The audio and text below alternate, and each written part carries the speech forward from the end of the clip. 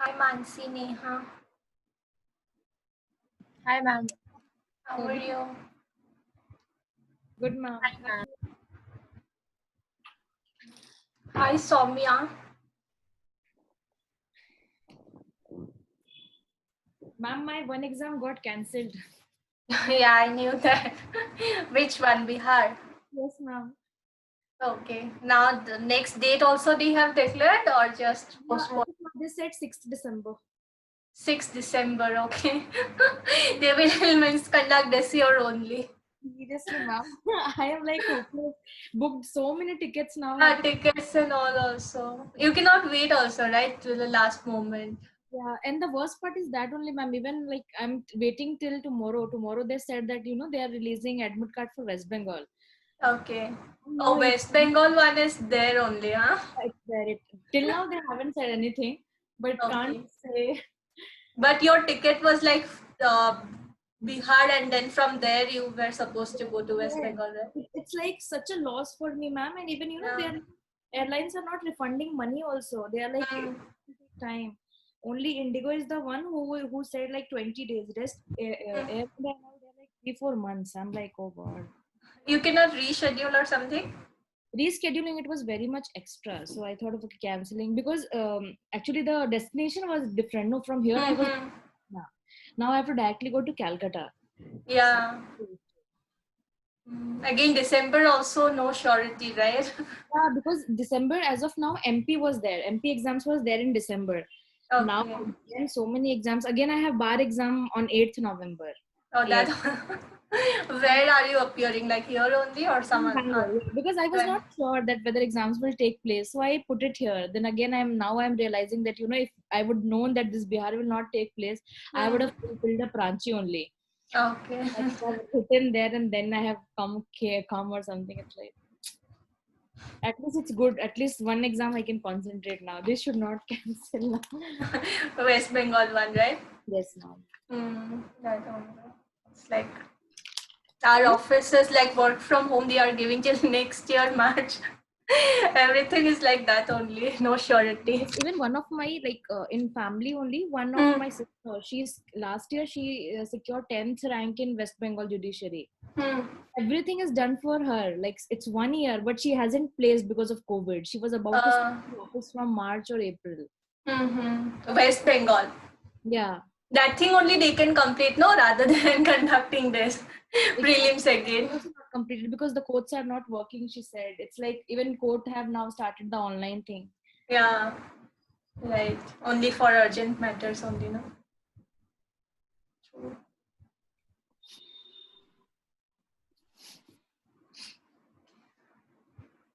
So Soumya, is it your first class?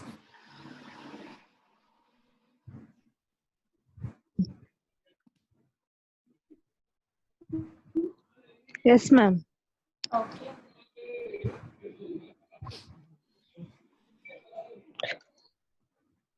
Okay, so we have already completed few portions, okay, like the starting part, basic introduction and all, Ma'am, I and can't also, hear you if you're saying something. okay, now,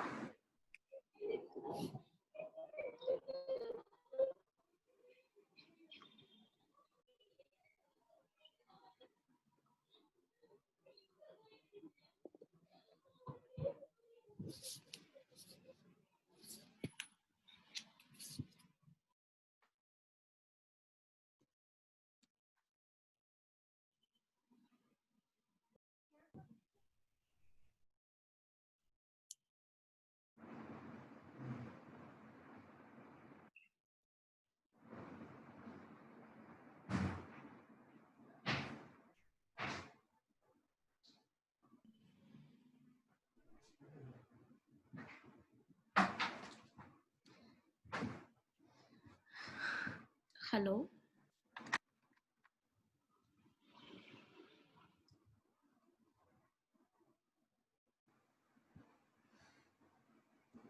Yeah, I can hear you. Neha, am I audible is, to you? is it audible now? I think I can't hear it. I Yeah, I just can hear you, ma'am. Okay, who can't hear? Mansi, can you hear us? Yes, ma'am, I can hear. Okay, okay, fine.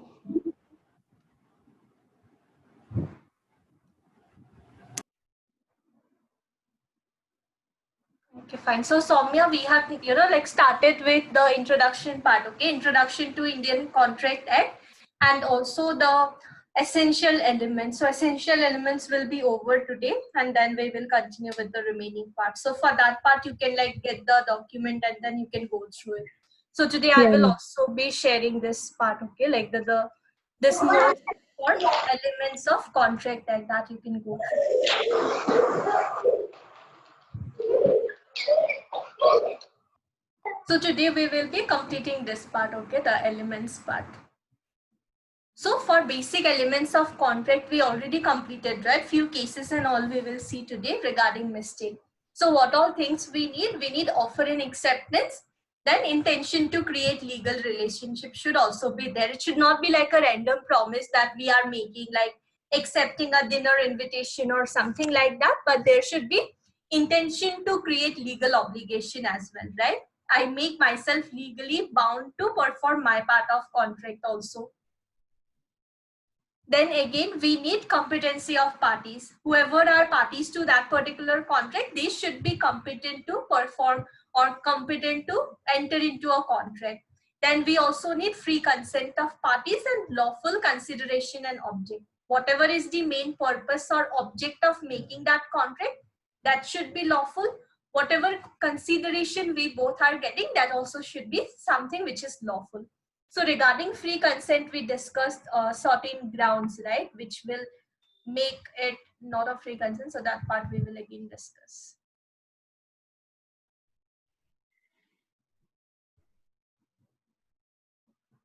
So this document today I will share. You can go through the cases and everything for the remaining part. Okay, now with regard to free consent, we saw that it is section 13 that defines what is consent, right? So you can try to remember the section. So it is section 13 that tells us what is consent. What is consent? When two or more parties agree on the same thing in the same sense. If I want to buy oil, if I want to buy coconut oil, you should also agree to sell coconut oil only. It should not be mustard oil or some other variety of oil. So consent should always be to the same thing and in the same sense only. If I want, like a particular type of oil, like take for example, I want refined oil, you should also be supplying me refined oil only. You should not be thinking that I want some wood pressed oil or something like that. So it should be to the same thing also in the same sense also. Whatever variety of oil in whatever, like form or whatever thing I want, accordingly only you should give your consent. Then only we can say that it's a valid consent.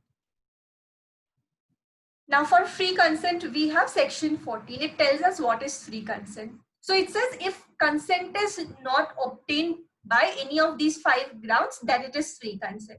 So there are basically 5 grounds that are mentioned.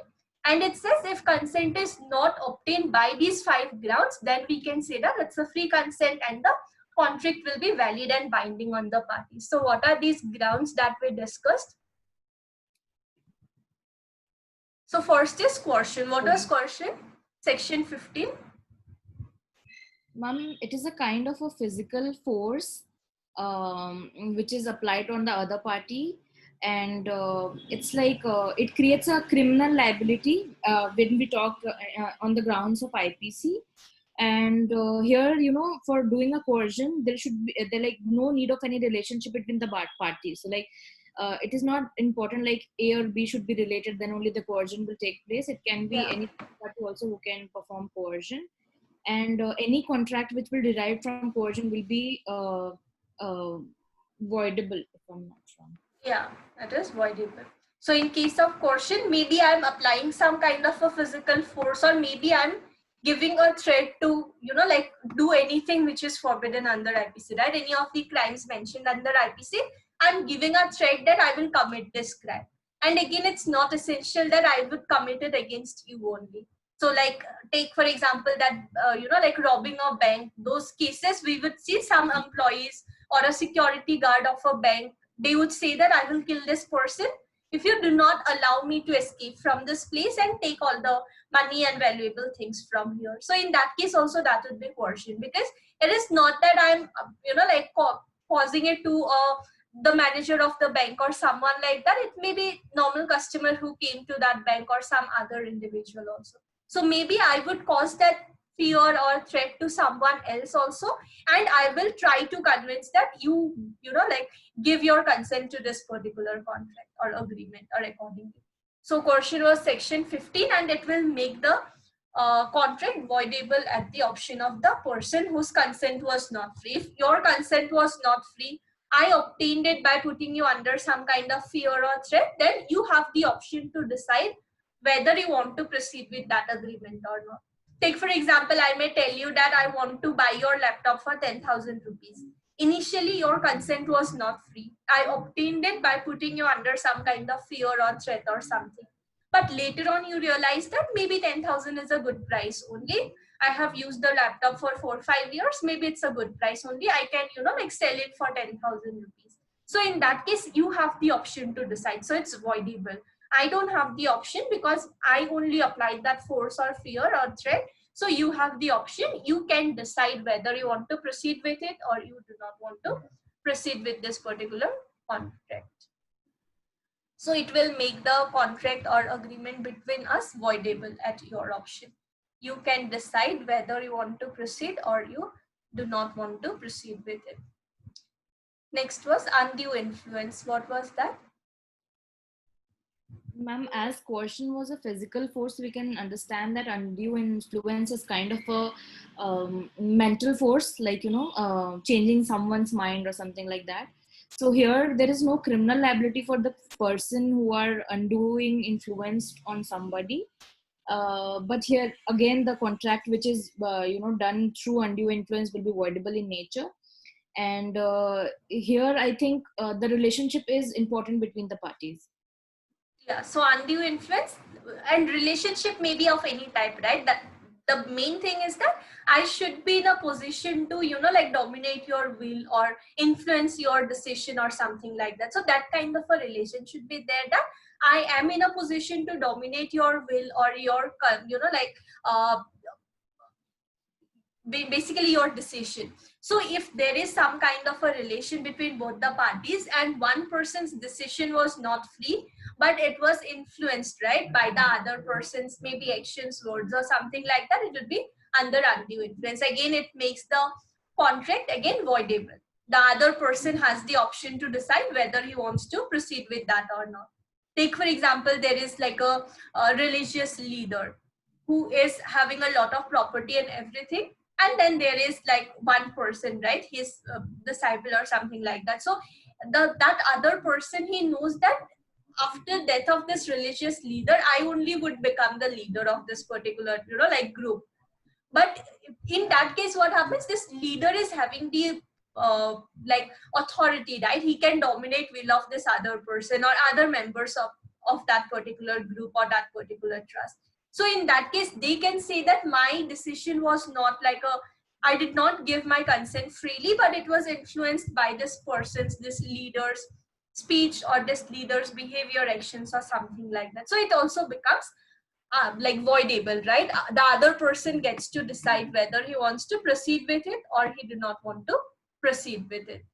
Same applies for fraud. So what was fraud? Next one, section 17.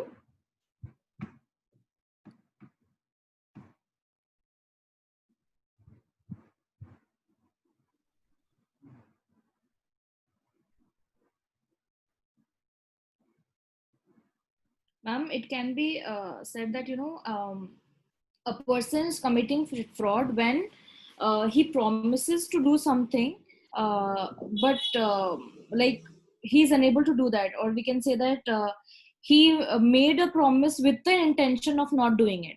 It is Yeah, an with, yeah, so with like, the with intention of not fraud. doing. Like, I told you I'll do that, but I misrepresented it. I did not do that. So that thing will be known as a fraud. Yeah. So in case of fraud, I have the intention. I know that I will not do this, but even then I'm telling you that I will do it. So in that case, what happens? I'm playing fraud against you, right? I know that I will not do it, but still I'm telling you that I will do, just to get your consent with regard to that. Maybe maybe I'm, you know, like, doing some kind of like decorating places, okay, for some occasions or something like that. You want to like you have some kind of family get together or something, you want to decorate a place. Now if you hire me and you tell me that we want to get this place decorated, I would tell you that okay fine, I will get the work done and everything, I will take advance money from you and everything. But later on what happens is that I will not do it. Then I already had the intention, right, that I will not do it, but still I made that kind of like misrepresentation. Basically I told you that I will do it, but I knew that I will not do it. I had no intention of doing it, so that would be fraud.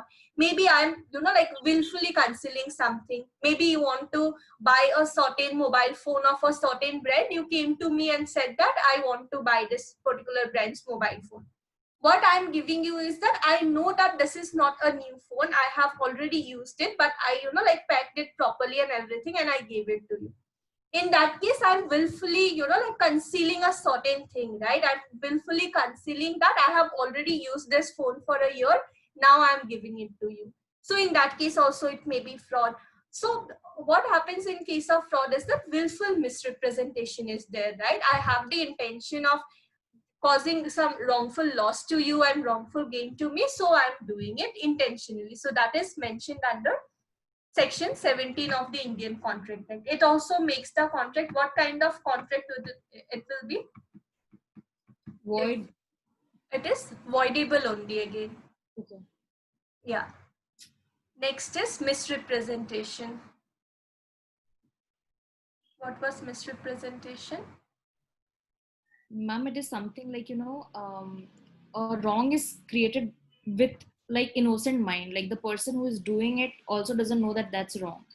So that's why we say that the person who is making such kind of statement believes that that statement is true. Like they themselves don't know that they are doing a wrong thing. Yeah, so misrepresentation is there, but it's not willful.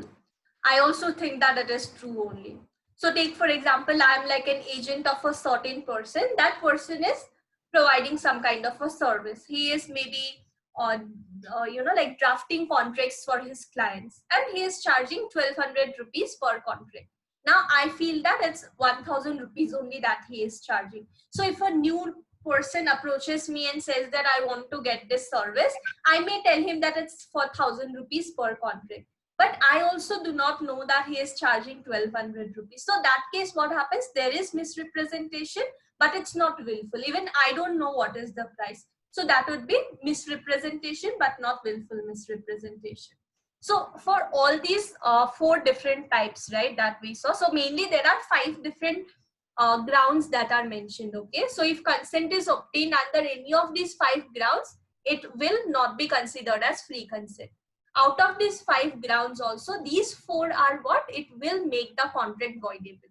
So if you read article like section 19 and 19(1), then you will see that these 4 types of like consents make the agreement what it will make it voidable. That means whoever like one of the parties' consent was not free, right? So that person will get to decide whether he wants to proceed with that particular contract or that particular agreement or not. So if it was obtained by way of coercion, fraud, misrepresentation, or any of these types of things, or undue influence also, the person whose consent was not free, right, that person gets to decide whether I want to proceed with this particular contract or not. Maybe my consent was not free. It was obtained by fraud or something like that. But later on, I realized that maybe it's, like a good deal only. We can proceed with this particular contract or this particular type of agreement. So in that case, I have the option to decide that I can, like proceed with it also. But take, for example, there is like one contract, okay?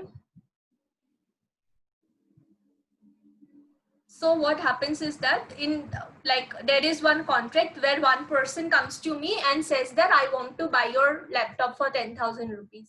And he obtains my consent by using some kind of force or something like that. And also he gave me like advance payment of 5,000 rupees. Advance payment of 5,000 rupees also he gave me, and he said that I will pay you remaining 5,000 and I will take the laptop. Now, if I want to like do not want to proceed with this contract, what I will have to do? like this advance money I have already taken, right? 5,000 rupees. So if I do not want to proceed with it, then what happens? It will be revoked or something.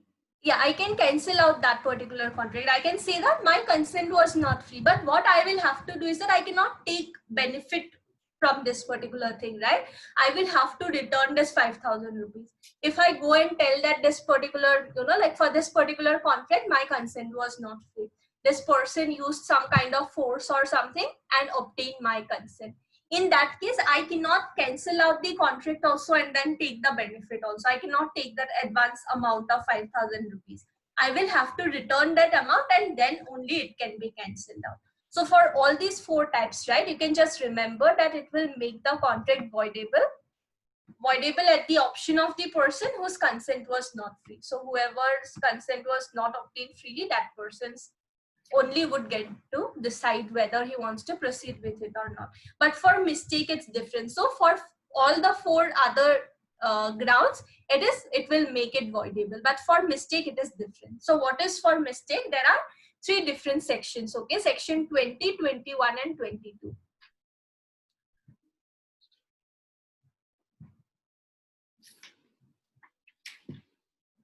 So this 19 and 19 clause 1 are relating to the other types of other grounds that will make it voidable. Now for mistake, what happens? Mistake can be of 2 different types, right? Mistake of fact and mistake of law. For mistake of fact, we have 2 sections, sections 20 and 22. And for mistake of law, we have 1 section, section 21. Try to remember the sections for these grounds, okay? There are 5 grounds. First, you should know what is consent, then what is free consent, right? Section 13, 14. Then all these grounds, you can try to remember the sections. They might ask you, right, that which section talks about mistake of fact, or which section talks about mistake of law or misrepresentation or something like that. So try to remember these sections, and also 19 and 19A. So mistake can be of 2 different types, mistake of fact and mistake of law. For mistake of law, we have only 1 section, 21, but for mistake of fact, we have 2 sections, 20 and 22. Now, why do we have 2 sections? Because it talks about bilateral mistake and unilateral mistake. As in mistake done by both the parties to the contract, or it may be mistake of one of the parties to the contract. So different provisions are being given. What is section 20? It talks about agreement void when both the parties are under mistake as to matter of fact. That is, it is bilateral mistake, right? If there are 2 parties to any particular agreement, both the parties are under some kind of a mistake of fact. Then what happens? Both the parties were thinking something else while they were giving their consent. That means there is no contract only, right? I'm giving consent to something, you are thinking something else. That means there is no meeting of mind between us, right? We both are thinking something else. Then there is no meeting of mind between us. So it will make the contract void. That I'm thinking something, you are thinking something else. Then we both are giving our acceptance or giving our offers. Then in that case, what happens? There is no contract between us. It will make that particular agreement void. So you can remember for bilateral, it is section 20. What happens in case of bilateral? It becomes void. I have also prepared one chart that will help you, like remember the things clearly. Then just try to understand the section now. For section 20, it talks about bilateral mistake where both the parties are under some kind of a mistake. In that case, contract itself or agreement itself will become void. But what happens is that particular mistake, right? Whatever is the mistake, it should be essential to the agreement. Essential to the agreement. That means, take for example now, like there are 2 parties, okay? Take for example A and B. There are 2 different parties. They made an agreement that I want to buy your horse for maybe whatever amount you say. Take for example, I want to buy your horse for 40,000 rupees.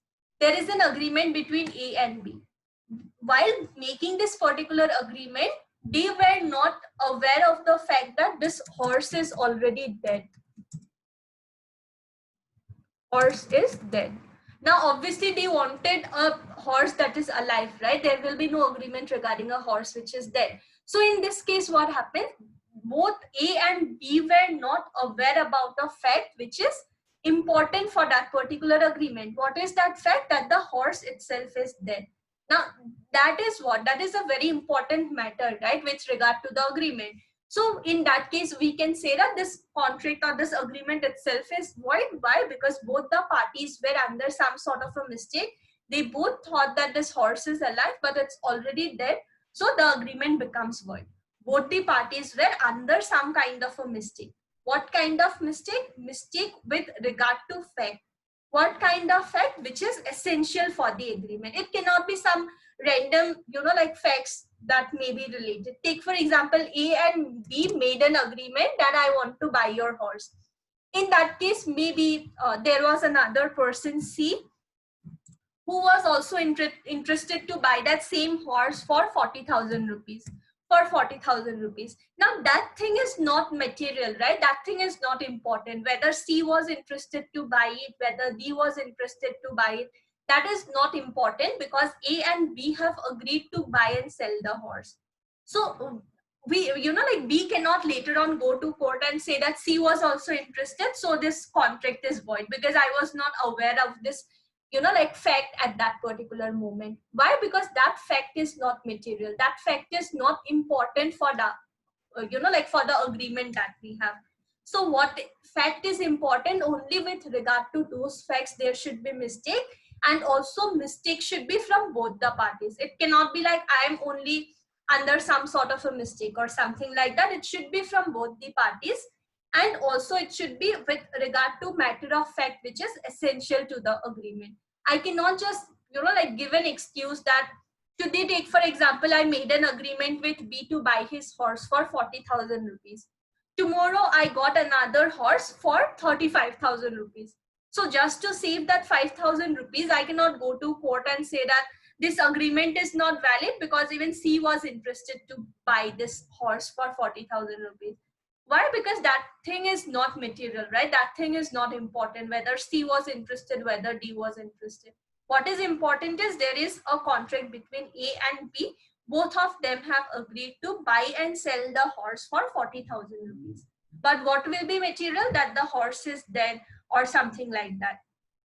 So for section 20, we just need two things, that it should be from both the parties, and whatever is the mistake of fact, right? That fact should be something which is essential for the agreement. It should not be any random fact that we have with regard to anything. So is this section clear? Section 20? Yes, ma'am.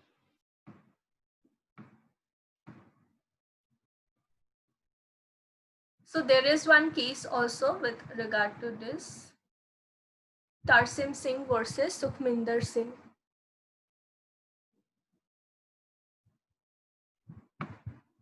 Now in this case, what happened is that there was one person. Okay, so in this case, what happened is that this Tarsim Singh, he owned 48 canals of land. Now what happens, for measuring land, right? There are different like measurements used, right? Some would say in terms of bigha, some would say in terms of square feet or something like that. So this person was having 28 canals of land, which is also like one way of measuring land. And he made a contract to sell that particular land to another person who is Sukhminder Singh. Now both of them agreed, right? He just said, maybe I just have how much quantity you have, maybe he just mentioned 48 or something like that. So there was a misunderstanding between the parties. This person, right, who was the owner of this land, he told that I have 48 canals of land, but this other person, Sukhminder Singh, he thought in terms of bigha. Now bigha is like like a greater quantity, okay, like one point some canals would make one bigha. So what happens is that this person was thinking that maybe he is having like a more amount of land, maybe he is having, and accordingly, like they both negotiated with regard to price. So obviously Sukhminder was thinking about a bigger area of land, and he thought that this price is okay.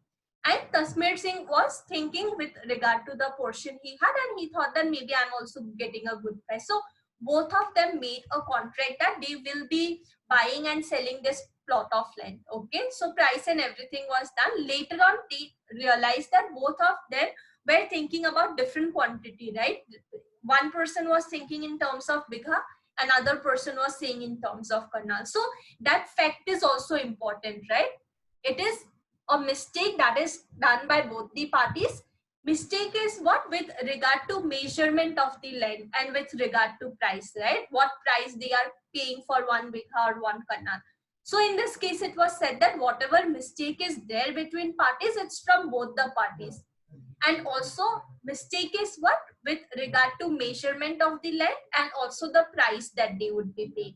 So in this case, it was said that obviously this mistake is very important for that particular agreement, and that, you know, like mistake is from both the sides. So in this case, section 20 would apply and this contract was declared as void, because one person was thinking that okay fine, I am paying this much amount of rupees for these many, you know, like bighas of land, but he was actually getting very less as compared to that. So obviously there is mistake of fact which is material for that particular agreement. So in this case, it was said that this, you know, like mistake is bilateral, both the parties are under mistake, and this mistake is also something which is important for this particular agreement or this particular contract. So they were said that, you know, like this contract will be void.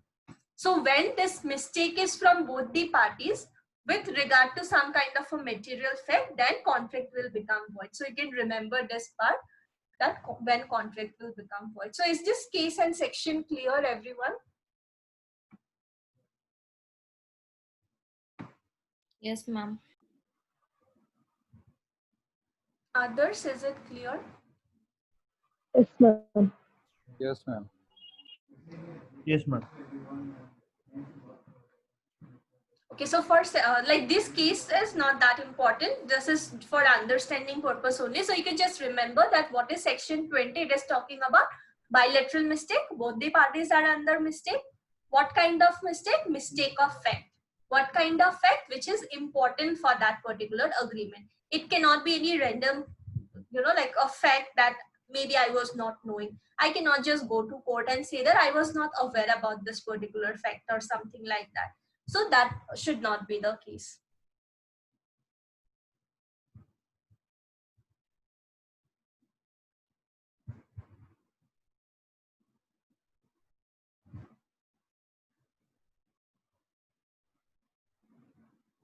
So take for example, in this case, there was mistake with regard to measurement of land and also price that they are paying.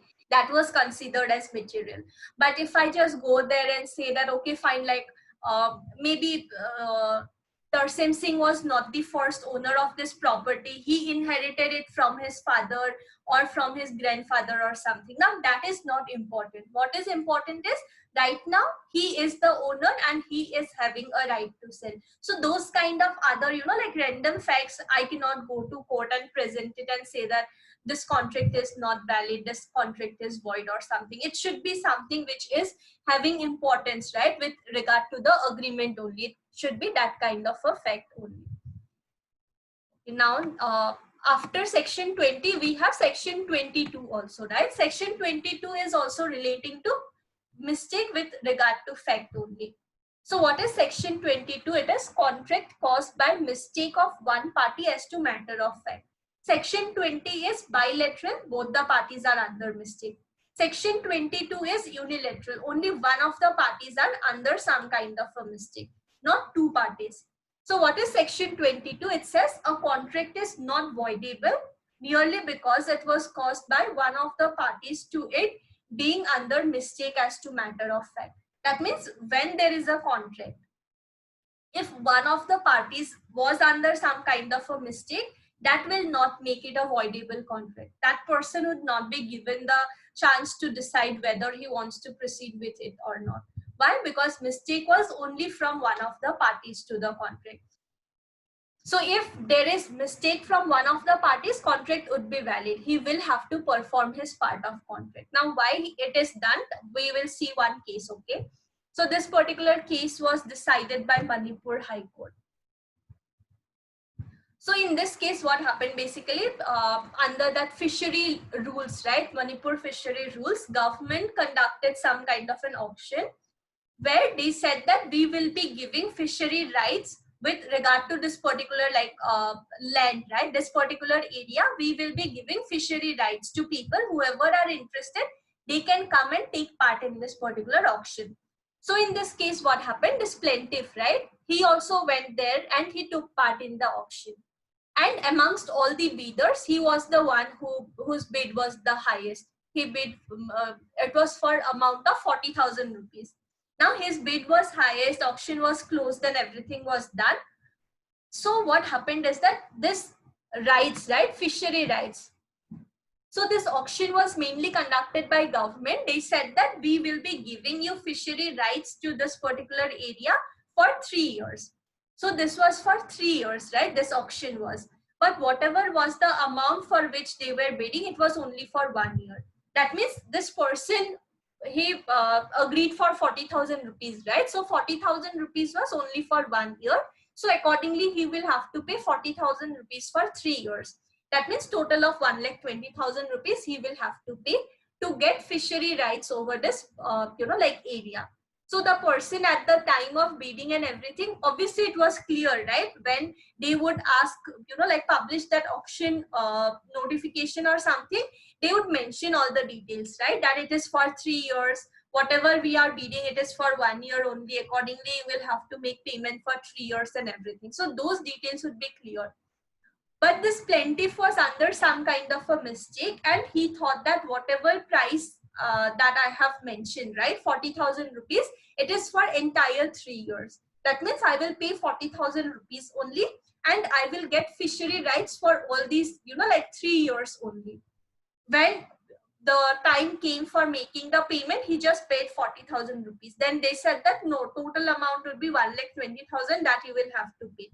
So he filed a case saying that this particular contract is not valid because I was under some kind of a mistake. I was not knowing that I will have to pay 1,20,000 rupees. But what happens is that I, thought that maybe for 40,000 rupees, I'm getting this right for 3 years. But in this case, it was held that this mistake is only from your side. But from the government side, what happens is that they have already mentioned it clearly. So before bidding, before taking part in the auction, you should have read the conditions and everything properly. So now you cannot, just say that I was not aware that this is for 1 year only. I need to pay 40,000 rupees each year. That is like 3 years I need to pay this amount. So now you cannot ask that you cancel out this particular contract because it was your fault only. Government or the defendants were very clear with regard to their terms and conditions, but you only did not, go through them properly. So now you cannot ask that this contract is not valid, cancel out this contract or something like that. So in this case, not section 20, but section 22 was applied, where it was said that this particular contract will be valid, you will have to perform it accordingly. Now, why is it important that we are making, but if it is bilateral, we say that, okay, fine, this is void. But if it is unilateral, we are saying that, no, it is valid. So why do we, make it valid in case of unilateral mistakes? Why can't we make it void for this case also?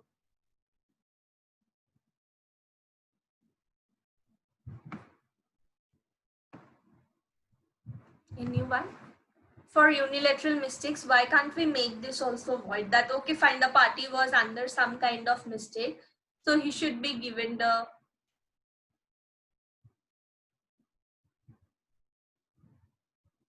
Take for example, what happens, A made a contract with B to purchase some kind of goods for 30,000 rupees. They made the contract and everything. Based on that particular contract, B also made the arrangements. He made the arrangements to supply those goods. Now, if at that moment B gets another offer where he is getting the same goods for 25,000 rupees, what he will do is that he will go to court and say that I was under some kind of a mistake of fact, right? So for every single thing, if people are going and saying that I was under mistake of fact, just because they got another better offer. So that will not work this way, right? So it will be a loss for the other person. So if it is like one person's mistake only, that to some kind of a mistake where, you know, like everything was given, but even then the person did not go through maybe the guidelines properly, read the documents properly or something like that, in those cases the person should not be given the opportunity to go to court and say that this was, you know, like I was under some kind of a mistake or something like that. So for section 20, it is mistake from both the parties, mistake with regard to fact. Fact is also something which is important for the contract. It will make the contract void. The parties will not be bound to perform. But in case of section 22, it is unilateral mistake. Only one party is under some kind of a mistake of fact. In that case, we cannot say that this party should be given the option to decide whether he wants to proceed with the contract or not or something like that. It will be valid. The person will have to perform his part of contract. Because take for example this case only, right? If the party was given the chance that okay fine, you don't want to proceed with this contract, then you know, like you can do that, then what happens, it will be a loss for the government, right? They will have to again conduct the auction and every single process and everything. So in this case it was said that you will not get the option to cancel out this particular contract because everything was clearly mentioned. Even then you were not aware about it, you were under a mistaken, you know, like misunderstanding that you thought that 40,000 is for 3 years and for 3 years you will be getting fishery rights or something like that. So it will not work in that way. So this person was not given this right. Is it clear? Section 20 and 22, what is the difference?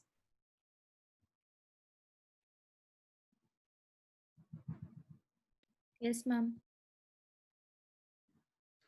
Now say section 20 and 22 is with regard to mistake of fact, and section 21 is with regard to mistake of law. Okay, so mistake of law, when parties are under some kind of a mistake as to law. So what is it? Section 21 is effect of mistake as to law. What will happen in case parties are under some kind of mistake as with regard to law? So a contract is not voidable because it was caused by mistake as to any law in force in India. What it is saying, a contract will not be voidable. Not be voidable means the contract will be valid because it was caused by mistake as to any law in force in India. That means some law is there and that law is applicable in India. But I was under some kind of a mistake with regard to that law. Maybe I was not knowing that there is some kind of a law like this, and under that mistake only I made a contract. So now I would not have the option of, you know, like cancelling out this contract. It will not be voidable. That means the contract will be valid even if I made it by not knowing about some laws which is applicable in India. So being, you know, like residing in India, we should be knowing about the laws that are applicable. So if I was not knowing about a certain law which is applicable, and because of that only I made the contract, later on I cannot say that this contract should be voidable. It will be valid and it will be applicable. Why? Because I'm expected to know the laws that would be applicable to me. So first thing is with regard to laws that are applicable in India, and regarding that I'm making a mistake. Take for example, what I am doing is that with regard to like some kind of services that we are providing. Okay, take for example, I have like a agency. Okay, I'm running one agency where I'm providing contract drafting services. Now if I'm providing some kind of a service to my clients, I will have to pay some taxes to government also, right? So you know, like when I open that particular agency to provide some kind of a service to another person, I'm expected to know about the laws that will be applicable to me. Now I was not knowing that I would need to pay tax to government as well. So what I was doing is that I decided to charge 1,000 rupees per contract, and accordingly I made a contract with a person that I will be, you know, like providing you 40,000 contracts every single month. Now, when I came to know that some tax would be applicable to me, at that point of time, I cannot go to court and say that you cancel out this particular contract, because I was not knowing that I need to pay this tax also. Now it's no more profitable for me to get 1000 rupees per contract. So I want to cancel out this. I cannot say that. Why? Because being in India, doing some kind of a business in India, I'm expected to know the laws that would be applicable to me as a business entity, right? So what I cannot do is that I cannot use that as a ground or as a defense and say that you cancel out this particular contract or this agreement. Why? Because I'm expected to know that some kind of taxes would be applicable. I need to pay those taxes. So that will not be a ground to ask for cancelling out the contract. So contract will be valid only. When it will be valid? When it is made by mistake with regard to any law which is applicable. So some law with regard to paying taxes is applicable in India, maybe GST or something. I'm not having its knowledge. That is my problem. I cannot ask the government, like courts, to cancel out that particular contract or that particular agreement. So this section is having two parts, okay? First is with regard to law that is in force in India, and what is second part? It is law which is not in force in India. Take for example, but a mistake as to law not in force in India has the same effect as mistake of fact. That means it will become void. A mistake as to law not in force in India, that means some law is not applicable in India, but still I'm thinking that it is applicable. Take for example, there is there are like three siblings, okay? A, B and C. A, B and C, there are three siblings. And they made an agreement. So under 125 section of CRPC, right? Section 125 of CRPC, children also should be giving maintenance to their parents, right? Older parents. So in this case, what happened? There is an agreement between these three siblings, and they made an agreement that we will be providing this much amount of monthly maintenance to our parents, because we should be providing it under law. Now, later on, he comes to know that he is not even their son. In that case, he can refuse to perform this part of contract. So B and C cannot go to court and say that A should be, like providing maintenance. Why? Because A was not aware about this particular thing, right? He thought that maybe I am also their son, only I also should be providing maintenance. But now he came to know that I am not their son, so I am no more legally bound to provide maintenance to them. So in this case, what happens? It was also a contract with regard to some sort of a mistake, but again, what happens? This law is not applicable to that particular person, right? So in that case, we can say that this contract will be void. So there are two parts under section 21. One is mistake with regard to laws that are applicable in India. In that case, there is no excuse. The contract will be valid. There may be certain contracts where some law is not applicable, but I'm thinking it is applicable, and I'm making some kind of a contract. Then in that case, that contract may be declared as void. So there was one case also. In this case, what happened? Husband and wife executed a separation deed, but later on they came to know that they are not legally married husband and wife. So in this case, it was held that the separation deed is void, because there is no, like mistake as to with regard to a valid marriage. If there is no valid marriage, this separation thing will not even apply to you. So accordingly, it was declared as void. So basically, there is no such law that is applicable. Even then, I'm under a mistake that this law is applicable, so I'm making a contract. When I come to know about it, I can say that this contract will be void. Why? Because it was with regard to a law which is not even applicable in India. So these three sections, is it clear? Section 21, is it clear, or do you want some other examples for this?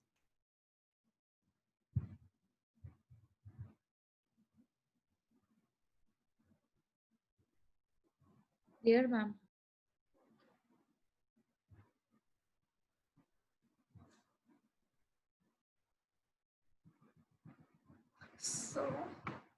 So for mistake, we have three sections, right? Sections 20, 21 and 22.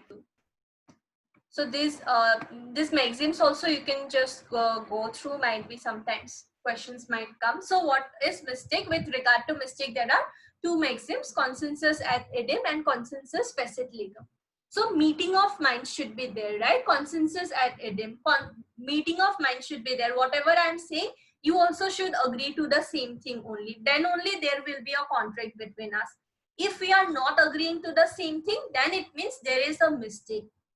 Consensus facit legum, it is consent only that makes it law, right? Unless and until I give my consent, I am not legally bound to perform that particular part.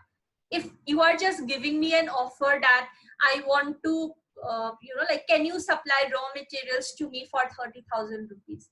Unless and until I give my consent to supply raw materials, I'm legally not bound, right? That is not a law unless and until I give my consent. So it is only when I agree to your proposal, it becomes legally binding on me. So it is consent only that makes it binding or that makes it a law. If there is no consent, then we can say that it is with regard to some kind of a mistake. So mistake can be of two different types. What are these two different types? Mistake of fact and mistake of law. What is mistake of fact? With regard to mistake of fact, also there is one maxim: ignorantia facit excused. Ignorance of fact can be excused, but mistake of law, ignorantia juris non excused. Ignorance of law cannot be excused. We can excuse ignorance or not knowing certain facts, but ignorance of law cannot be excused. So there are these three sections that we have: section 20, 21 and 22. Sections 20 and 22 are relating to mistake of fact. 20 is with regard to mistake of fact where both the parties are involved, right? Mistake of fact from both the parties. It is bilateral mistake. It will make the contract or agreement void. But in case of section 22, mistake of fact is from one of the parties. Another party is proper in his position, but another party is under some kind of a mistake with regard to facts. In that case, it will become valid only. With regard to section 21, it is mistake of law. There are again two different provisions mentioned. One is Indian law, one is foreign law. Maybe there is some law in foreign which is applicable in some other country, but it's not applicable in India. But I'm under a mistake that, like mistake of law, I'm thinking that this law is applicable even in India. And based on that presumption, I'm making an agreement with you. In that case, this mistake is with regard to some foreign law which is not applicable in India. So contract also will be void. But if I'm not having knowledge with regard to some laws that are applicable in India, then in that case, the contract will be valid. I cannot use that as an excuse to get rid of my contractual obligations. I will have to perform my part of contract only. So you can try to remember this thing, okay? That for mistake, there are three different sections. 20 and 22 is with regard to fact. 20 will make it void because both the parties are under mistake. 22 will be valid because one of the parties is under mistake, right?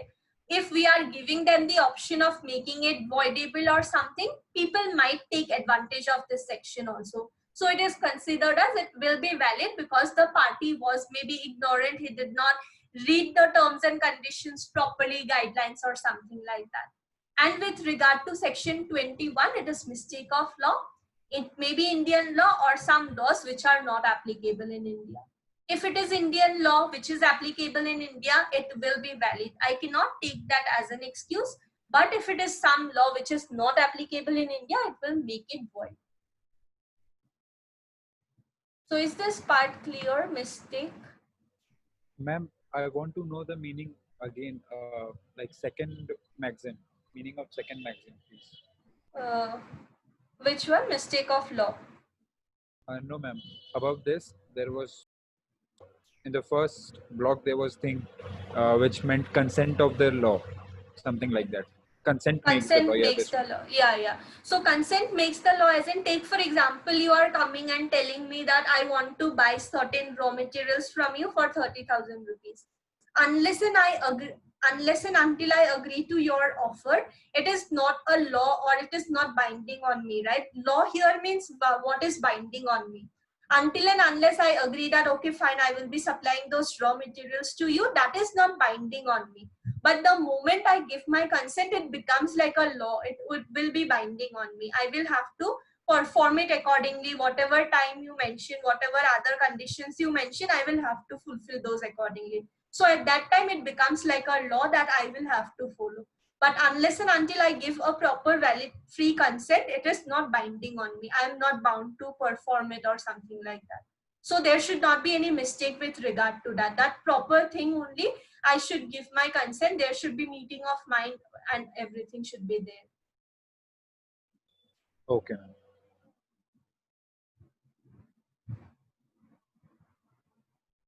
Others, is it clear, these three sections? If anything is not clear, you can tell. We can see some other examples also. If section 21 is not clear to anyone, you can tell. Ma'am, any fictionary example we can take to understand section 21? Okay.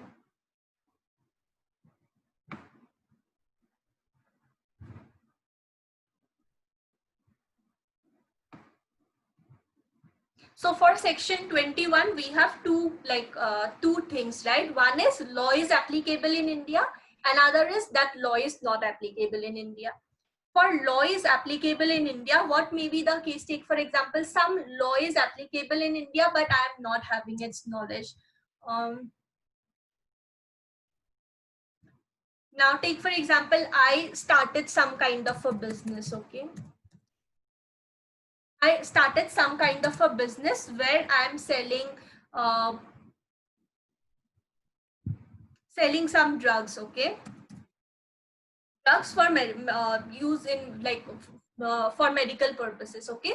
So in that case, what happens? So I would need to take some kind of permission to start this business. I will need to take some kind of permission or approval from the government. I would need to take some kind of license, or I will need to maintain some registrar also, right? That I'm supplying this much quantity of this particular drug to this person or this particular entity.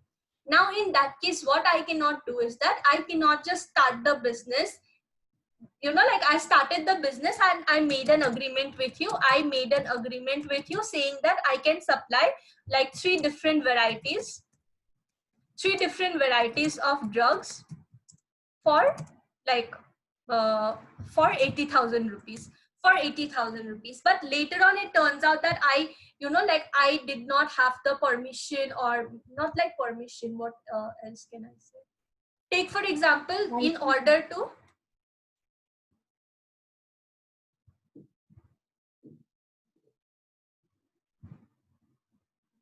So take for example, in order to supply those drugs or something, I would need to pay a certain amount of tax to government. Okay, I can supply those. I have the permission, but I need to pay a certain amount of tax to government, and that tax is like very high also, like 17% or something. In that case, after making the contract, I cannot tell you that, okay, fine, I need to pay this amount of tax. I was not knowing that this tax is applicable under this particular legislation, so I do not want to proceed with this contract or something like that. Why? Because being into that business of supplying drugs, I am expected to know what all laws are applicable to me, what all different types of taxes I need to pay, what all permissions I need to take, and all of that. So later on, I cannot say that I was not knowing about it. Why? Because I'm into that business and it is established in India, so I'm expected to know about those things. I cannot take that as a ground to get rid of my contractual obligations. But that will not be applicable when it is with regard to some laws that are not even applicable in India. Take for example, I made an It's 8 o'clock. Take for example, I made an agreement with you wherein I said that I will be supplying some drugs and I will be charging you only 70,000 rupees. But what happens is that whatever other taxes and other things are there, those things you will have to pay. Those 17% tax or something like that is there that you should be paying.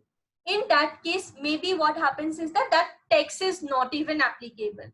So in that case, what happens is that I cannot say that this tax is not applicable. I was not knowing. Now I do not want to take just 70,000. I want 80,000 for it or something like that. So it is something like that, you know, like the law itself is not there, right? So what happens? It will become void. Take for example, there is a contract between two persons, A and B. They have made a contract wherein they said that I will be providing you maintenance.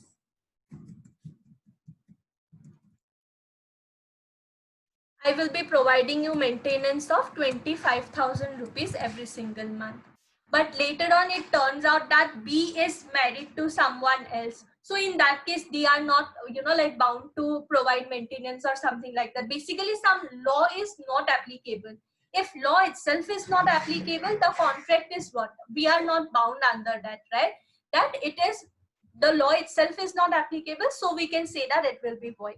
But if law is applicable, we are expected to know about it. Later on, we cannot give that excuse that I was not knowing about the law, so I do not want to proceed with this particular contract. So I am expected to know about this particular thing. Take for example, I am giving a service that I file RTI applications. I file RTI applications for different clients. Now there is a charge involved, right? 10 rupees. 10 rupees we need to pay. That is also post IPO, Indian Postal Order. Now the amount may be very less. It's just 10 rupees, but getting this IPO, right? Indian Postal Order, that is very difficult. So in that case, I cannot take money from you saying I will be filing this RTI on your behalf. Later on, I cannot say that, oh, this 10 rupees also I should be paying. So I do not want to proceed with it. Why? Because I'm expected to know that under RTI Act, I should be paying this 10 rupees IPO. Then only I can ask for information. So something like that, where law is there, I cannot say that I was not knowing about it. So, you know, like this should not be applicable to me. It will be applicable. Why? Because it is expected from me that I have knowledge about it.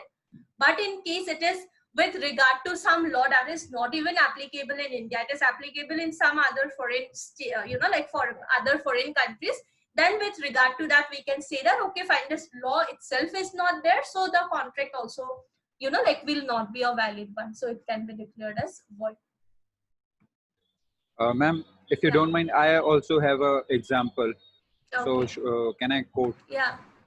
Ma'am, like there are, I have heard many countries, American countries, where possession of guns is Hmm. legal and Hmm. they don't need to take license for it as we do Yeah. in India. Hmm. So if I'm not wrong, for example, a person of that particular kind of country visits India having a possession of arms cannot take in defense, having that I was unaware about the law that here in India it's required to take a license for the possession of guns. This is with regard to contract. Maybe some person came from a foreign country and he wanted to, you know, like maybe he wanted to supply guns to someone. So he was not knowing that in India you would need permission to, you know, like have a gun. So he just gave it to you, or he just made a contract to you. Yeah, so that may be an example. Take for example, one person A, he came from a foreign country where having a gun is, you know, like you don't need permission. He came to India, he wanted to start a business. He was not knowing that in India that thing is not applicable. He just made a contract with you saying that, you know, like I will give it to you or something like that. So later on he comes to know that, okay, fine, this is not how it works works here. I cannot just supply it to you. So in that case, the contract may be said that this contract is void. So something like that. Okay. Ma'am, Yeah. for section 20, Hmm. can you discuss that case Phillips versus Brook? Phillips versus Pro. Okay, what was the case basically? Ma'am, I think it is regarding to some jewel shop. Hmm. Like I'm not getting. I can read. I can't explain the case. Like not well versed with the case law. Okay, you have it, is it? You with you? Yes, ma'am. Yeah, you can tell them. You want me to read out that case law? Yeah, fine. You can read. Yeah, okay, ma'am. 1 minute. In this case, this is under the English contract law concerning mistake. In this case, Roj purchased some item from the claimant's jewelry shop, which is named as Phillips Jewelry Shop, claiming to be Sir George. He paid by check for that jewelry to allow him to take a ring immediately, as he claimed it was his wife's birthday the next day, and he gave the address of Sir George. The jewelers checked the name and matched the address in the directory. The Roach then pawned the ring at the defendant pawnbroker in the name of Mr. Firth and received £350. He then disappeared without a trace. The claimant brought an action based on unilateral mistake as to identify. It was held by the court that the contract was not void for mistake. A person is deemed to contract with the person in front of him unless he can substantially prove that he instead intended to deal with something else. The jewelries were unable to demonstrate or prove that they would only have sold the ring to Sir George. Okay, so maybe someone else came there and in someone else's name they took those bought those jewelry. So in that case also what would happen, like by under some kind of misrepresentation or something, you are selling it to another person, then you are not able to find that person who actually bought it from you in someone else's name. So in those cases it may not be applicable. Like it's So, like here the mistakes was of fact from both the end, like both the parties were having mistaken to each other, I think. but who came there, he though knew, right, that it was not for that other person for whom he is buying. Yes, ma'am. I'll do one thing, ma'am. I'll just take a picture and I'll WhatsApp Yeah, you. you Next can. class Yeah, we can discuss this yeah, case. yeah. Sure, you can share a picture of that. We can see that case as well. Yeah, because while solving this case, like 3-4 times, this case was repeated. Phillips was. Yeah, you can give a picture there.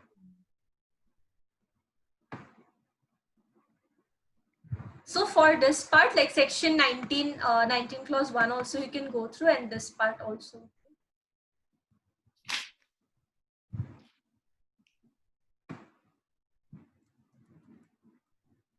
So with regard to mistake, that can be of two types, of law and fact, and again two provisions are there, unilateral and bilateral. When it will be void and when it will be valid, that part you can try to remember.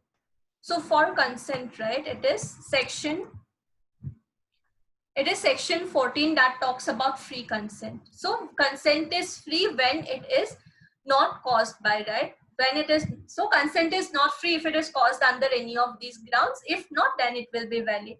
So first is coercion, it will make it voidable, undue influence voidable, fraud voidable, misrepresentation voidable, mistake is conditional. So for all the other 4 types, you can just remember contract will become voidable at the option of party whose consent was not free. And for the last one, mistake, it is conditional, because for mistake again we have different types of mistakes, right? So if it is unilateral mistake, it will be void. If it is mistake from one side only, contract will be valid.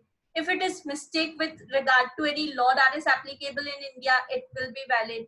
If it is mistake with regard to some law which is not even applicable in India, it will be void. So it is conditional for mistake, but for all the other things, it is voidable only. So that part you can remember. Sometimes question is asked, right, that if consent is obtained by way of fraud, what happens with regard to the contract? Then we also discussed this part. So this was all about the essentials, okay? The essentials part, right? Basic elements of contract, basic elements that we need for formation of a valid contract. This part is over with this 5 grounds that we have, 5 elements that we have, and also there are certain conditions, right? Apart from these grounds also, a contract may be declared as specifically void. right? So even if all those other conditions are fulfilled, even then a contract may be declared as specifically void if consideration or object is not lawful, if there is no consideration, if it is agreement in restraint of marriage, in restraint of trade, restraint of legal proceedings, not certain or capable of being made certain, wagering agreement, then agreement to do impossible. Like, so this part was all about the, you know, like second part of Indian Contract Act. Okay, first was the introduction part, what is contract, what is agreement. Then we have the essentials, 5 essentials, and also there are certain grounds that will make the contract as specifically void. So this was all about the second part of Indian Contract Act. And now we will start with the third part, that is talking about contingent contract. So wagering agreement was clear, right? Wagering agreement under section 30. So wagering agreement will be what? Wagering agreement will also be void because it is declared as specifically void under the Indian Contract Act. So it is section 30 that talks about wagering agreement. Now wagering agreement and contingent contract, what is the difference? Can anyone tell? Wagering agreement and contingent contract.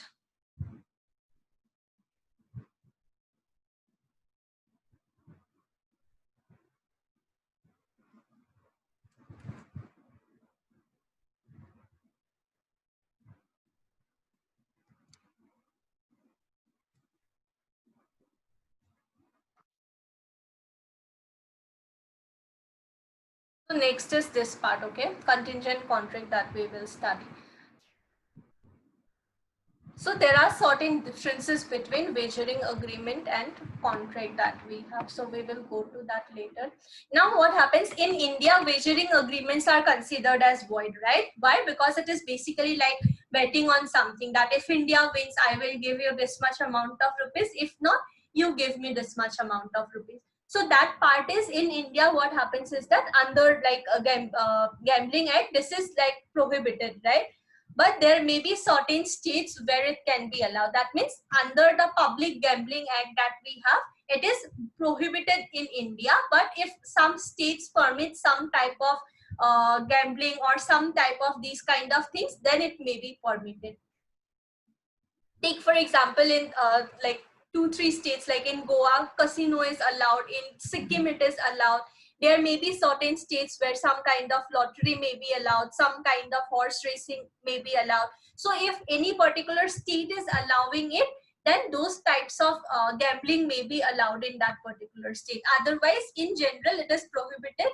And also Indian Contract Act says that it is what? It is specifically void. That means the contract will be void no matter what other things are applicable. Now, states are also having their own laws, right? Like we have Goa, Daman and Diu Public Gambling Act. So under that act, again, they are giving permission to, you know, like their own, within their own state, they are giving some kind of permission. So that thing may be permitted. But otherwise, you can remember, like in general, you can remember that wagering agreements are considered as specifically void under the Indian Contract Act. So today we will start with what is contingent contract. But before that, this is like the main difference, okay? Difference between wagering agreement and contingent contract. Wagering agreement is provided under section 30 of Indian Contract Act. Contingent contract is section 31. What is wagering agreement? This definition is given. Now, in case of wagering agreement, what happens? The agreement becomes void, right? It is specifically declared as void. Whether other conditions are fulfilled, other conditions are satisfied or not, it will be specifically void. But in case of contingent contract, what happens? It is valid. It is applicable. The parties will be bound under it. In case of wagering agreement, what happens? There is usually a reciprocal promise. What is reciprocal promise? I will say that if India wins, I will give you 10,000 rupees. If not, you give me 10,000 rupees. So it's like a reciprocal promise, right? If this happens, you give me 10,000. If not, I will give you 10,000. So either of us will have to give 10,000 rupees to the other, right? So in case of wagering agreement, there is a reciprocal promise that is involved.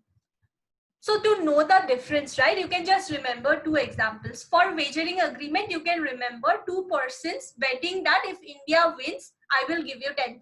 If not, you give me 10,000. That is an example for a wagering agreement. For contingent contract, you can remember, take for example, a person is buying some kind of an insurance policy. That would be an example of contingent contract. So in case of wagering agreement, what happens? There is reciprocal promise. If India wins, I will give you 10,000. If not, you give me 10,000. Same type of thing we are dealing with, right? Both of us, either of us will get 10,000 rupees only. But in case of contingent contract, what happens? There may not be reciprocal promise. Maybe I'm buying an insurance policy. In that case, if something goes wrong, insurance company will provide me the amount. But if not, I'm not going to provide the amount to the company, right? I will be paying monthly like I will be paying the premium. But if something goes wrong, insurance company will provide me the money. So it's not like a reciprocal promise. They are basically taking premium from me, and they are giving an assurance that okay, fine, if something goes wrong, we will be giving this much amount to your family or something like that. So in case of contingent contract, there is no reciprocal promise. Another difference is that in wagering agreement, parties have no other interest in the subject matter except for winning or losing of that wagering amount. If, take for example, we have made an made an agreement. If India wins, I will give you 10,000. If not, you give me 10,000. Now here we do not have any interest in the subject matter, right? Whether India wins or not, what is our main area of interest? That 10,000 rupees that maybe I will get or maybe you will get. So our main interest is that prize money which is involved, right? That 10,000 rupees. But in case of contingent contract, the parties are having interest in the subject matter. Take for example, I'm buying an insurance policy. In that case, I have an interest in the subject matter. In case something goes wrong after my death, okay, fine, insurance company is providing an amount to my family. So what I have an interest in my family, right? I have an interest in the subject matter, security of my family. But in case of wagering agreement, it's just the money that we are concerned about. Another difference is wagering agreement, the future event is the sole determining factor. So we know that for sure someone is going to win. Whoever wins, like either of us will get the prize money. But in contingent contract, future event is only collateral. It's just related.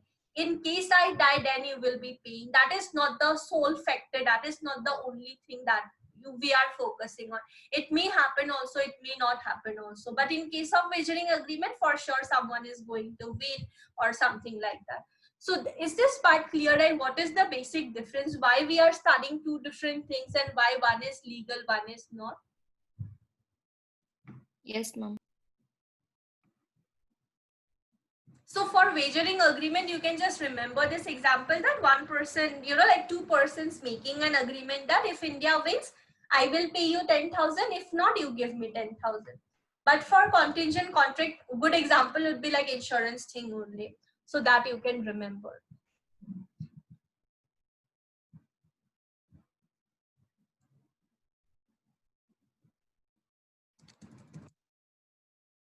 Have you heard about term insurance? Anyone? What is term insurance?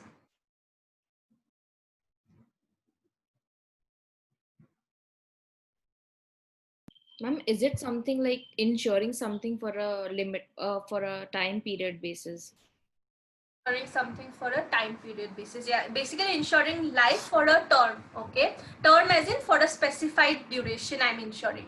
Take for example, now I want to insure my life. What is it? Take for example, I have made some calculations and I feel that okay, fine, I have some kind of like family responsibilities and all, and that should be over by the year I am 70 years old. By the time I'm 70 years old. Okay, so by the time I'm 70 years old, all those responsibilities should get over. But before that, I have some kind of financial commitments towards my family. In that case, I may feel that what if I die before 70 years?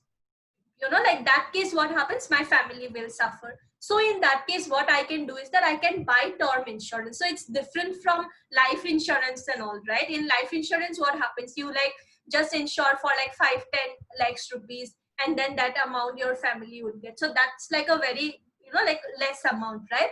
In term insurance, it's like big amount, 50 lakhs, 1 crore or something like that you can do.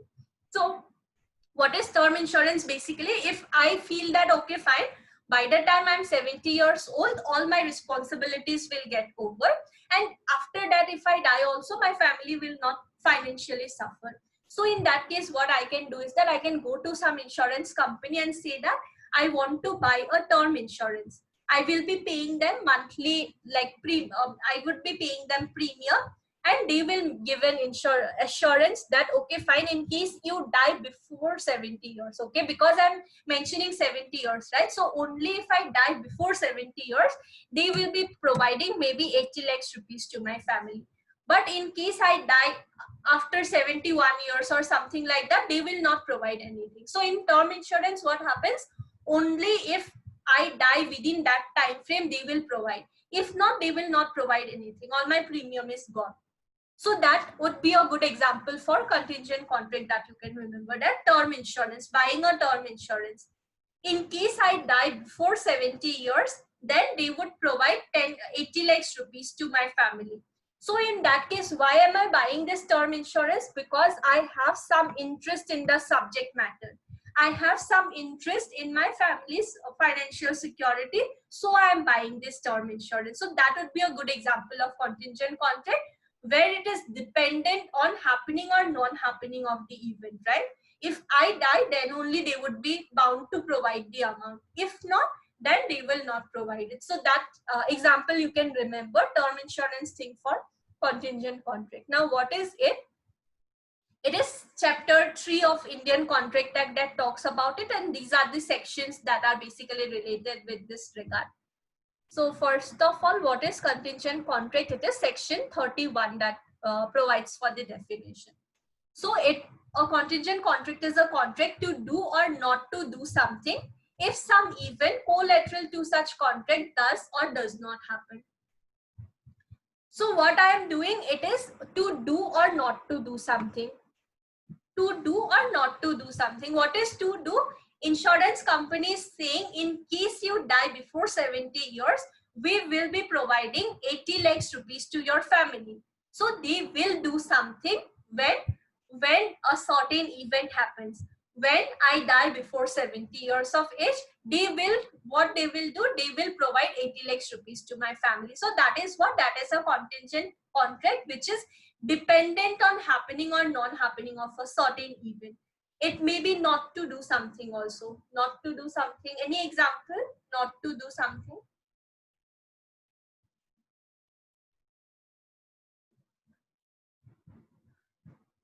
So take for example, I made a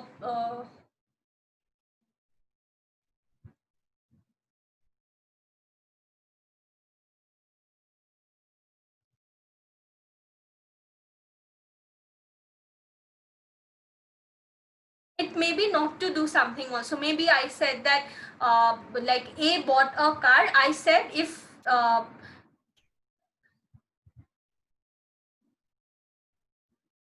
you can drive this car properly for 1 year, there is no accident or anything, then after 1 year I will buy your car. In that case, what happens is that maybe I'm saying that if you do not do this, then I will do it. So it may be to do something or not to do something when on happening or non-happening of a certain event. I may say, if you die before 70 years, I would be paying this much amount to your family. Or I may be saying that, okay, fine, if you suffer from any kind of serious illness, I will be paying this amount of insurance, like health insurance amount I will be paying you, or something like that. So in case of contingent contract, what happens? It depends on happening or non-happening of a certain event, and that particular thing is what related to the contract. If it happens, I will do this. If not, I will not do it. So a contract to pay, A contracts to pay B 10,000 rupees if B's house is gone. In that case, it will be a contingent contract. So people take insurance for buildings and all also, right? Mainly for businesses, they would take insurance for, like fire insurance, building insurance, burglary insurance. There are so many different types of insurance, right? So all of those are what? Those are examples of contingent contract only, where it is dependent on happening or non-happening of a certain event. In case something goes wrong, in case some like some kind of loss is suffered by you in your building, I would be providing you a relief, or I will be paying you certain amount. If not, I will not provide you anything. So those are what? Dependent on happening or non-happening on an event. So those would be examples of contingent event, and they are what? They are valid and enforceable. In case I'm buying a health insurance, that this insurance company would provide me 10 lakhs coverage. If I go through some kind of operation or some kind of serious health issues, they will have to provide me those things. So accordingly, it would be applicable. It depends on happening or non-happening of the event. I may fall sick, I may not fall sick. If I fall sick, they will have to provide the medical expenses. If not, they will not provide anything. So that is dependent on happening or non-happening of the event. So contingent contracts are valid, right? Those are enforceable, but when can we enforce it? So it says contingent contract to do or not to do anything. If an uncertain future event happens, cannot be enforced unless and until the event has happened. Take for example, I bought a term insurance wherein I said that if I die before 70 years, you pay my family 80 lakhs rupees. What happens is that I died at the age of 71 years. In that case, my family cannot go to the insurance company and they cannot claim for that amount. They cannot say that she was paying, like premium for all these years, so you are liable because it's only 1 year difference. They cannot do that. Why? Because it was dependent on happening or non-happening of what event? That I died before 70 years. That did not happen, so it cannot be enforced.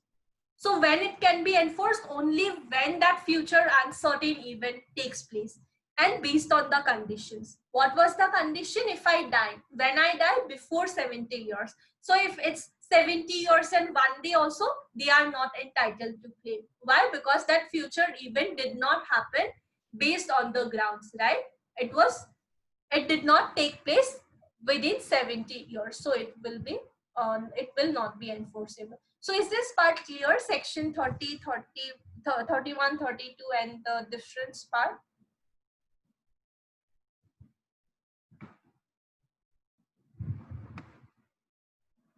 Is it clear what is this type of contract? Yes, ma'am.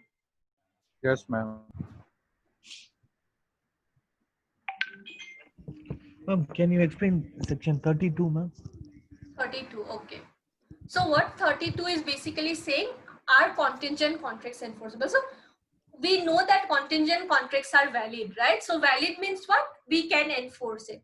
We can go to court, file a case for its enforcement. But when can we enforce? Take for example, it is what? Contingent contract to do or not to do anything. If the uncertain future event happens, cannot be enforced if enforced by law unless and until that event happens. Take for example, there are two persons. They have made an agreement. If I die before 70 years, I will, I will pay your family 80 lakhs rupees. Unless and until I die before 70 years, my family cannot claim that 80 lakhs rupees. Why? Because it was dependent on my, whether I die before 70 years or not. If I die after 70 years, they cannot claim. Why? Because this future event did not happen as per the agreement. Take for example, take for example, A contracts to pay B a sum when B marries C. C dies without being married to A. In this case, what happens? The contract becomes void. Take for example, A made an agreement with B.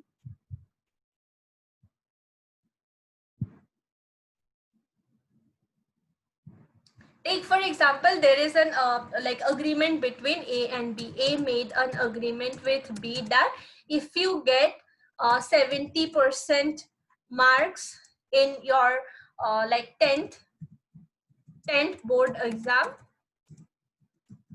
10th board exam, right? Take for example, government has declared some kind of a scholarship.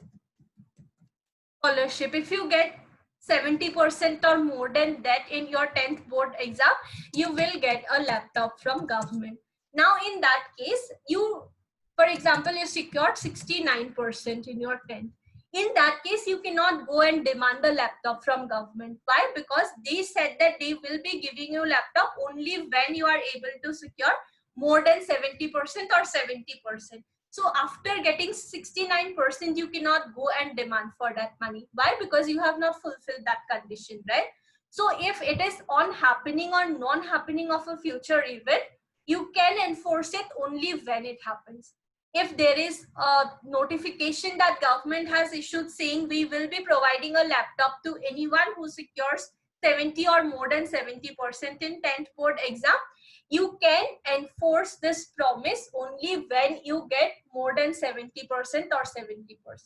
If you are getting 69%, you cannot enforce this contract. So that is basically what they are saying, that contingent contracts can be enforced only when that future thing happens. Whatever I promised, it should happen. If it do not happen, I cannot go and demand for it.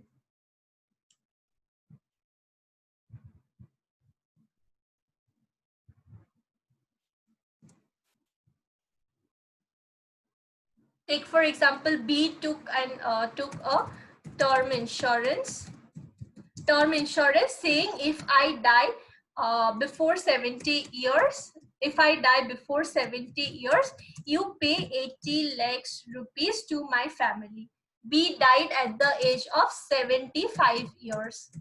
At the age of 75 years. So maybe his family was in a need of money at that stage also, but they cannot enforce that particular like contract against the insurance provider. Why? Because that event did not happen, right? B did not die before it, like within 70 years. He died after 70 years. So insurance company will not be liable to perform it. So it can be enforced only when the thing happens accordingly.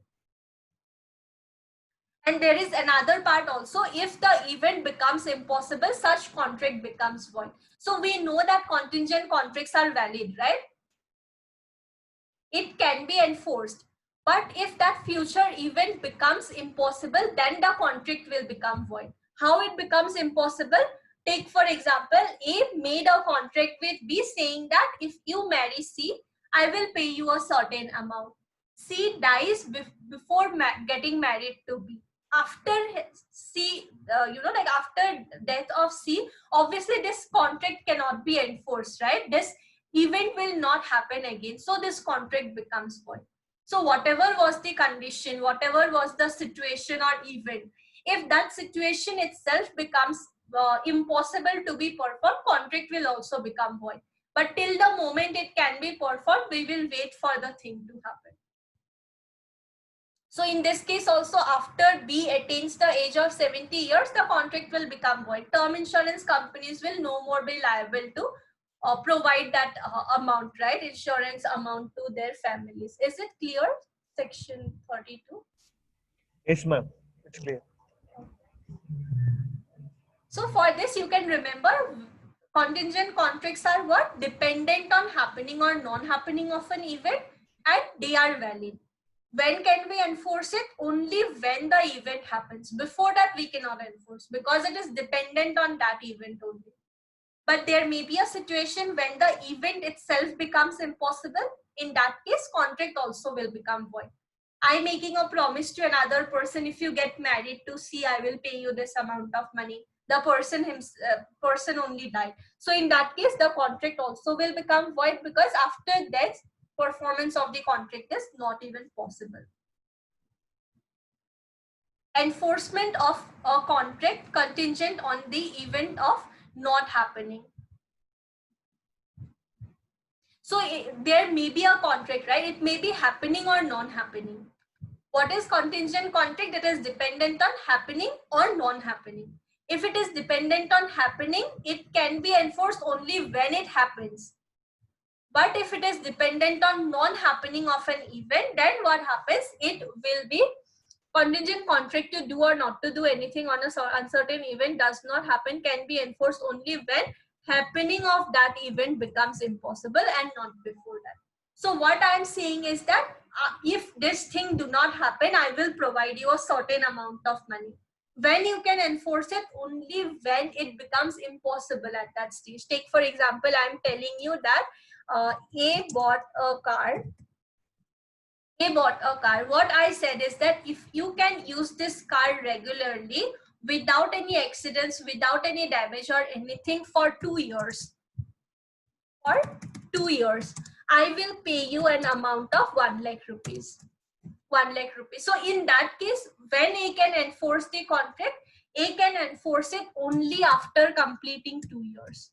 Only after completing 2 years. Why? Because I have already mentioned, right? 2 years you should use it. So after 2 years, even if some accident happens or something like that, it would not matter.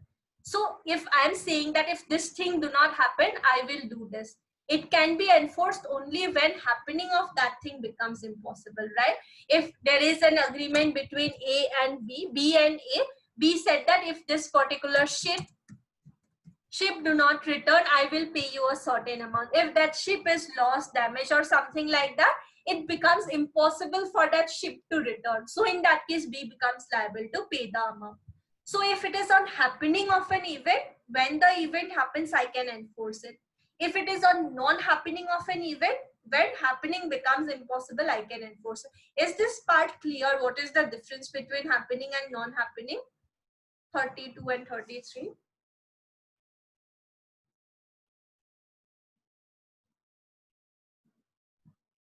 Yes, ma'am.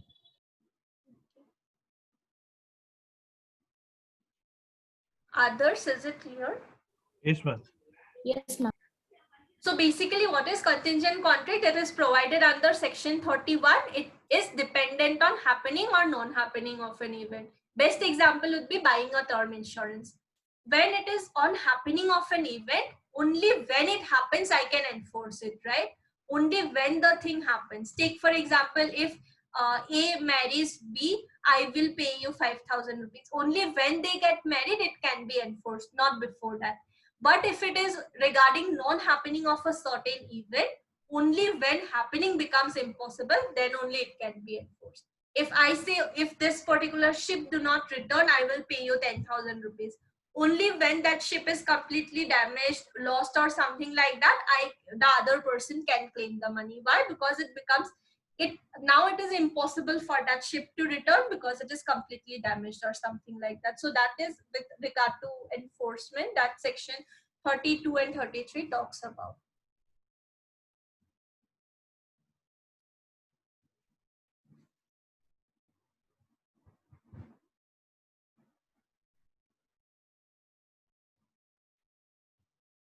When event on which contract is contingent to be deemed impossible, if the future conduct of a living person, if the future event on which person.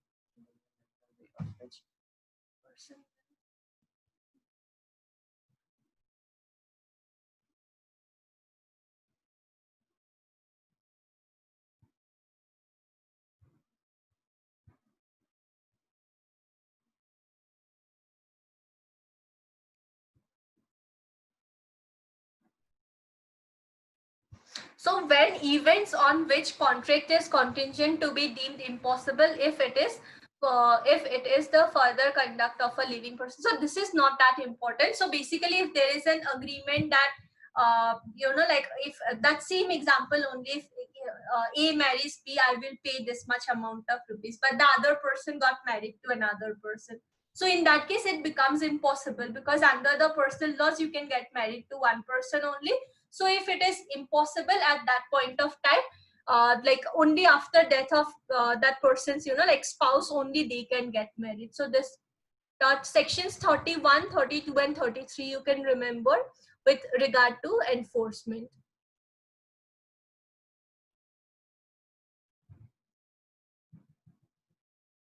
When contract becomes void, which are contingent on happening or specified. And take for example, like a specified time frame may be fixed, right? So section 35 talks about when time frame is fixed. So contingent contract to do or not to do anything if a specified uncertain event happens within a fixed time becomes void if at the expiration of such fixed time such event does not happen, or if becomes the time, or if before the time fixed such event becomes impossible. So take for example A bought a car. A bought a car and B said that if you can use this car for 2 years without any accidents, I will pay you 50,000 rupees. But what happens if that after 1 month of buying the car, he sold it to C? In that case, what happens? It has become impossible to perform this, right? It has become impossible because the car was sold to another person. So in that case also we can say that it has become void because it was sold to another person. Now it cannot be performed. It can no more be performed by the parties. When contracts may be enforced which are contingent on specified event not happening within a fixed time. Contingent contracts to do or not to do anything if a specified uncertain event does not happen within a fixed time may be enforced by law when the time fixed has expired and such event has not happened. So same example you can take. If I'm saying if you can use this car for 2 years without any accidents, then I will pay you 50,000. You cannot file a case to enforce it after like 15 months or something like that. You will have to wait for 24 months for 2 years to be completed. Then only you can ask for its enforcement, because after 15 months also there might be some accident or something like that. So if I have specified 2 years, you will have to wait for 2 years. Then only you can go and enforce, like try to enforce it.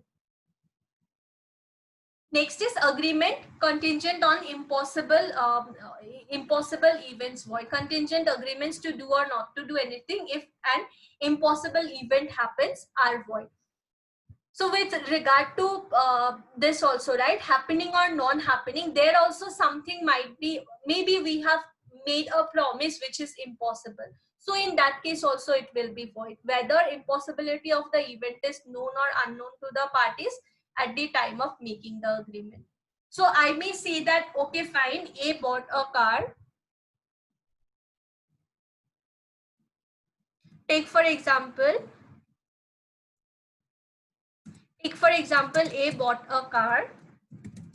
And what I'm saying is that if you can use this car regularly, okay, if you can drive this car regularly for 1 year without any kind of fuel, then I will pay you 90,000 rupees. So in that case, what happens? It is not possible to drive a car without any fuel, right? So in that case, what happens? The contract itself will become void. Why? Because it is not possible to be performed. So whether we are having knowledge at the point of making the agreement or not, those things will not be considered. Just because that particular thing itself was not possible to be performed, it will be considered as void. So these sections are not that important. The initial 3 sections are important from this part, okay?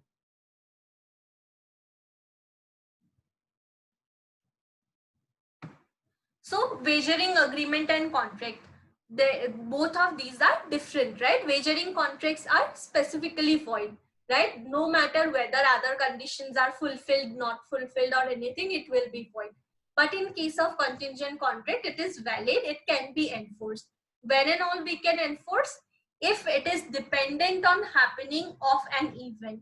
Only when the event takes place, we can enforce it. If it is dependent on non-happening of the event, only when it becomes impossible for that event to happen, we can enforce it. Making an offer that I will pay you 80,000 if you can use this car for 2 years without any accidents, without any damage. After 2 years, you can enforce. When 2 years time frame is completed, you can enforce it. If I'm making a promise that I will be paying 80 lakhs rupees to you in case, like an insurance company is making a promise to me, if you die before 70 years, I will be paying 80 lakhs rupees to your family. Only when I die before 70 years, my family can ask for the money. If not, the contract becomes void. The moment I become 70 years and I am alive, the contract becomes void. Insurance companies are no more liable. Why? Because now it is impossible, right? I have completed 70 years. Now it's impossible for me to die before 70 years. So now it's impossible for that thing to happen. So contingent contract is basically, you remember these three sections. 31 is providing for the definition that it is on regarding doing or not doing of certain thing based on certain future uncertain event. When it can be enforced, sections 32 and 33, you can remember. 33 is with regard to happening of an event. 33 is with regard to non-happening of and future uncertain event.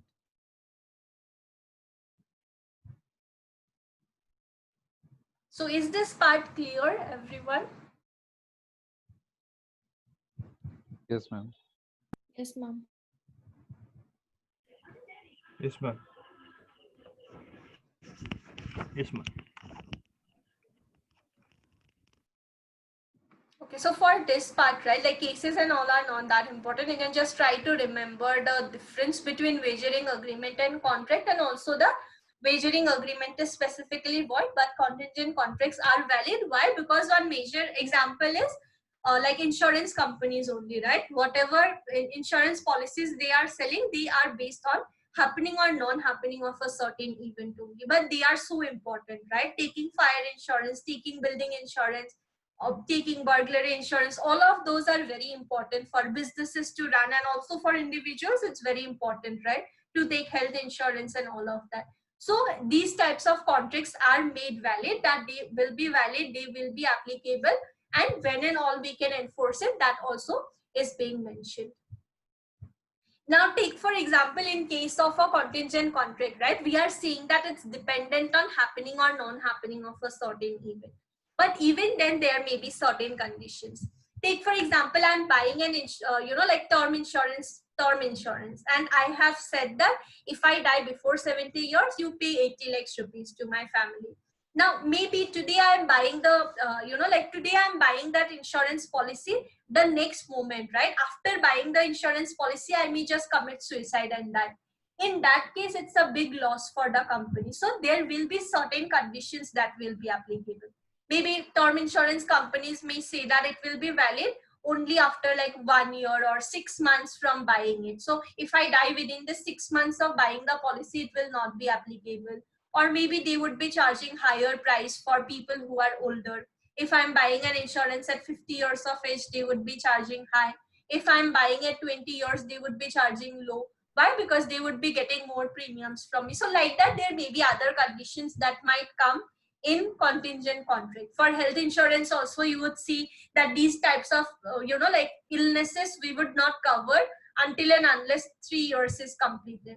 Why? Because those are something that would gradually develop, like certain health conditions, right, like cancer and all, it would gradually develop, so we would not cover it for initial 3 months. So like that, there may be conditions, but overall in general, if you try to understand, these contracts will be valid, but depending on the situation and everything, there might be certain other conditions also. So these 3 sections you can remember from this part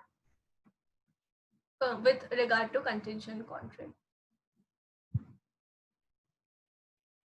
And these are the other provisions with regard to part 3. So this was the third part of Indian Contract Act. Okay, so first part was with regard to the introduction, agreement and contract basic differences, what we have, the definitions that we have under the Indian Contract Act, what is offer, what is counter offer. That part I have already shared the document. Today I will share this also. What are the basic essential elements that we need, and for this whatever important cases are there, that also I have like mentioned. Okay, so from here you can go through the cases, whatever cases we discussed in class, that cases I have tried to include here. So you can go through the cases also, and also the essential elements from this part. Okay, now third part that we discussed today is, so third part that we discussed today is with regard to contingent contract. Now again, we are having certain provisions with regard to performance of contract.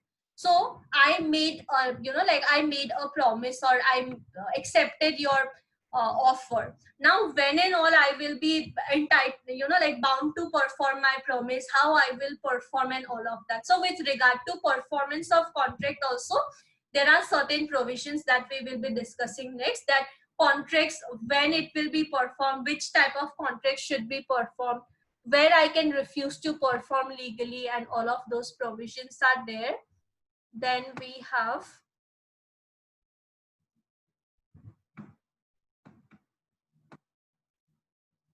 then also we have certain consequences of breach of contract.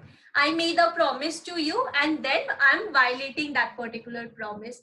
What will happen? What will be the like consequences that I will have to face? So those two parts are remaining from the general principles part. So those two parts we will discuss, and then we can proceed with the specific types of contract that we have. So with regard to bailment, pledge, and all of that, we will continue with that. So for now, like next week only, we will be having our next class. So for that particular point, right, you can go through this these two parts, like the essential elements part and all. You can go through. If there are any doubts on any section or any case or anything, that part we can discuss.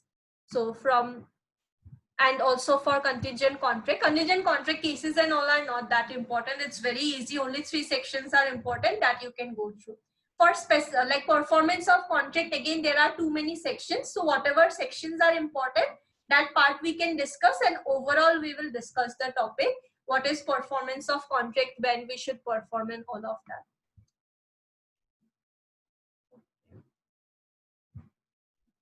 Yeah, so that is about the general provisions part. So is it clear for today's class, whatever we discussed? Yes, ma'am. Yes, ma'am. Okay, so fine then, we will end this class today, okay? So we will continue with the remaining parts in next class. Till then, you can go through the document that I will share. Okay, ma'am. Yeah, okay, Okay, then. ma'am. Okay, thank Thank you. you, Thank you, ma'am. ma'am. Bye-bye.